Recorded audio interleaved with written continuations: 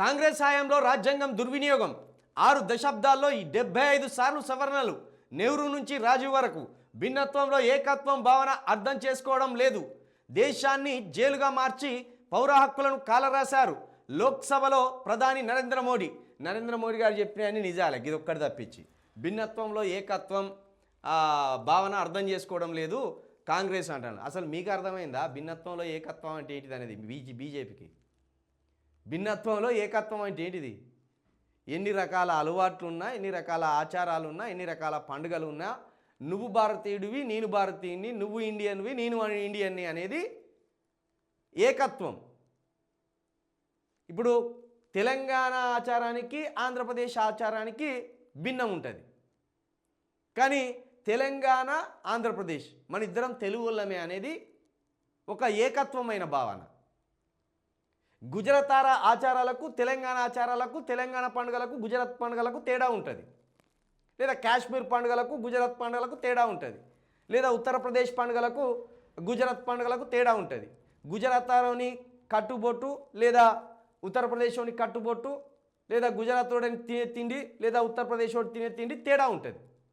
తేడా ఉన్నప్పటికీ నువ్వు భారతదేశమే నేను భారతదేశమే నువ్వు భారతీయుడివే నేను భారతీయుడినే అనేది ఏకత్వం భిన్నత్వాలు ఉన్నా ఏకత్వం అనేది ఇది కానీ వీళ్ళు ఏం చెప్తాను మరి లేదు మేము హిందీ చదువుతున్నాం కాబట్టి మీరు కూడా హిందీ చదవాలి లేదు మేము నీస్ తినం కాబట్టి మీరు కూడా నీస్ తినద్దు మీరు కూడా శాకాహారమే తినాలి మేము గొడ్డుకూర తినం కాబట్టి మీరు కూడా గొడ్డుకూర తినద్దు ఇది ఆహారం మీద ఆధిపత్యం మతం మీద ఆధిపత్యం మేమంతా హిందువులం కాబట్టి మీరు కూడా హిందువులే ఉండాలి మేము మొత్తం రాముణ్ణే మొక్కుతాం కాబట్టి మీరు కూడా రాముణ్ణే మొక్కాలి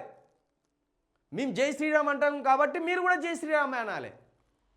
మీరు యేసు ప్రభును మొక్కడమో అల్లాను మొక్కడమో లేదా సాయిబాబాను మొక్కడమో మన సాయిబాబా దేవుడు కాదని తెలిసి పడేసిందిగా వీళ్ళు సాయిబాబా దేవుడు కాదు దేవుని మొక్కద్దు అని చెప్తాను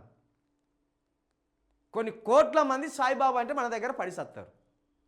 వాళ్ళందరికీ సాయిబాబా దేవుడు కాదు బీజేపీ చెప్పి పడేసింది సాయిబాబా కాదని మీకు అర్థమైందా భిన్నత్వంలో ఏకత్వం అంటే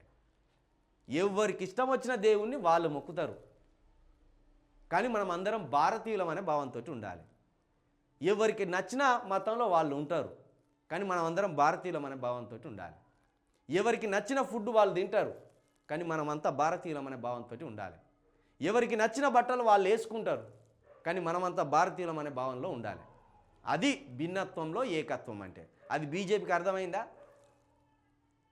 జై శ్రీరామ్ నినాదంతో ఎంతమంది ముస్లింలు చంపాలని చూస్తున్నారు మీరు జై శ్రీరామ్ నినాదంతో ఎంతమంది క్రైస్తవులను మీరు చంపాలని చూస్తున్నారు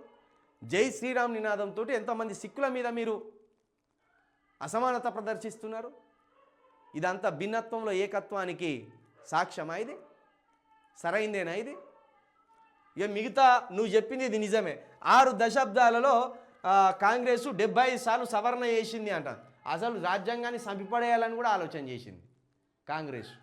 అంబేద్కర్ గారు ఒక గొప్ప బిల్లు చేయాలని చూసింది ఏంటిది హిందుత్వ కోడ్ బిల్ అని చేయాలని చూసింది భూమిని జాతీయం చేయాలని చూసింది వీటన్నిటికీ అడ్డుపడ్డది ఎవరు కాంగ్రెస్ వాళ్ళు కాంగ్రెసే భూమిని జాతీయం చేయకుండా వ్యక్తిగత ఆదాయంగా పెట్టింది కాంగ్రెసే హిందుత్వ కోడ్ బిల్లు తీసుకురాకుండా దానికి అడ్డుపడ్డది గాంధీ నెహ్రూనే అందుకే కదా దేశం ఇట్లా తగలబడి ఉన్నది ఈ దేశంలో సర్వ పాపాలకు మొదటి కారణం కాంగ్రెస్ అయితే రెండో కారణం బీజేపీ అప్పుడు కాంగ్రెస్ చేసిన దుర్మార్గాలు అన్నిటినీ ఇప్పుడు బీజేపీ ముందటేసుకొని అది చేసుకొస్తాను